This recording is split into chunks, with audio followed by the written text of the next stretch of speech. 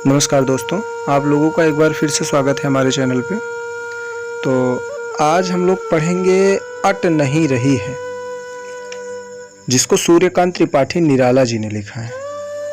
तो सूर्यकांत त्रिपाठी निराला जी ने लिखा है। तो सूर्यकांत त्रिपाठी निराला जी की कुछ महत्वपूर्ण काव्य रचनाएं भी हैं, जैसे कि नए पत्ते हैं, कुकुरमुत्ता है, परिमल है, गीतिका है।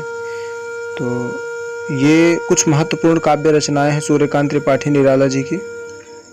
और आज हम जो पढ़ेंगे अट नहीं रही है, तो इसको आप जान लीजिए कि सूर्यकांत त्रिपाठी निराला जी ने फाल्गुन मास में आने वाले वसंत ऋतु का वर्णन कर रहे हैं। और उसके वर्णन में अब उसकी सुंदरता बता रहे हैं, क्या क्या उसका प्रभाव होता है और उनको कैसा अनुभव हो रहा है इसको देख करके। तो उसको देखेंगे हम लोग आज। तो कह रहे हैं कि अट नहीं रही है, आभा फागुन की तन सट नहीं रही है। कह रहे हैं कि वसंत ऋतु में आभा जो है इतनी विस्तृत है, इतनी ज़्यादा फैल गई है, इतनी मनोरम लग रही है, इसके प्रभाव इतने विस्तृत हैं कि ये बिल्कुल भी इस धरा पर समा नहीं रही है। ये इतना सुंदर है, इतना विस्तृत हो गया है फाल्गुन की आभा, वसंत ऋतु की आभा, कि ये कहीं भी अट नहीं रही है, कहीं भी समा नहीं रही है। फिर कहते कि कहीं सांस लेते हो घर घर भर देते हो, उड़ने को नभ में तुम पर पर कर देते हो। आँख हटाता हूँ तो हट नहीं रही है, पत्तों से लदी डाल, कहीं हरी कहीं लाल। कहीं पड़ी है उर्मे मंद गंध पुष्पमाल, पाट पाट शोभाश्री पट नहीं रही है।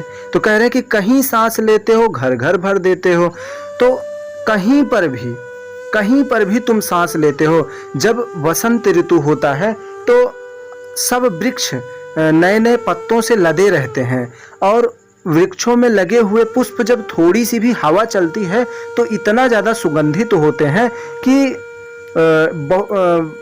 एकदम मन आह्लादित हो उठता है, मन प्रसन्न हो उठता है। तो कह रहे हैं कि जब तुम सांस लेते हो तो पूरा घर भर देते हो सुगंधों से, अपने सुगंध से तुम सबका घर भर देते हो, हर घर भर देते हो। जब तुम सांस लेते हो तो क्या होता है कि पूरा हर घर तुम सुगंध से भर देते हो।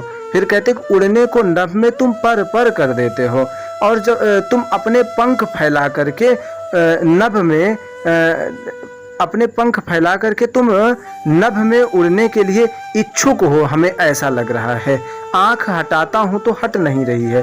कह रहे हैं कि तुम्हारी आभा, तुम्हारी सुंदरता इतनी मनोरम है, इतनी विस्तृत है, इतनी सुंदर लग रही है कि इसको मैं जब देखने के लिए आँख लगाता हूँ ना, इसकी सुंदरता को देखने के लिए, तो मेरी आँखें हट ही नहीं रही हैं। इसकी सुंदरता देखने से हटा रहा हूँ अपनी आँख, तो ये हट नहीं रही है।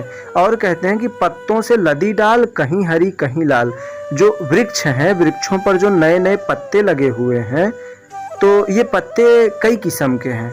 जब हम किसी तरफ देखते हैं तो कहीं पर हरे हरे पत्ते, कहीं पर लाल लाल पत्ते हैं, तो वृक्ष भी बहुत ही सुंदर लग रहे हैं, विभिन्न प्रकार के पत्तों, विभिन्न रंग के पत्तों से लदे हुए होकर के।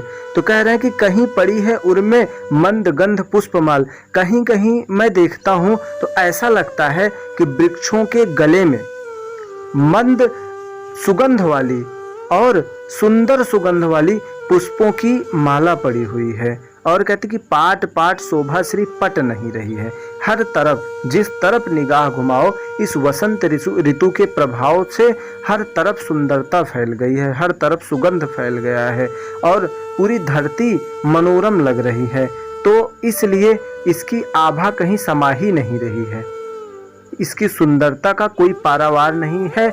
इस कारण से मैं धन्य हो गया। अर्थात वसंत ऋतु बहुत ही सुंदर लग रही है। तो इस प्रकार से हमारा ये जो पाठ था अट नहीं रही है, ये भी ख़त्म हुआ। और अगर आपको मेरे द्वारा बताई गई व्याख्या अच्छी लगी हो तो लाइक करिए, चैनल को सब्सक्राइब करिए, ज़्यादा से ज़्यादा लोगों को शेयर करिए।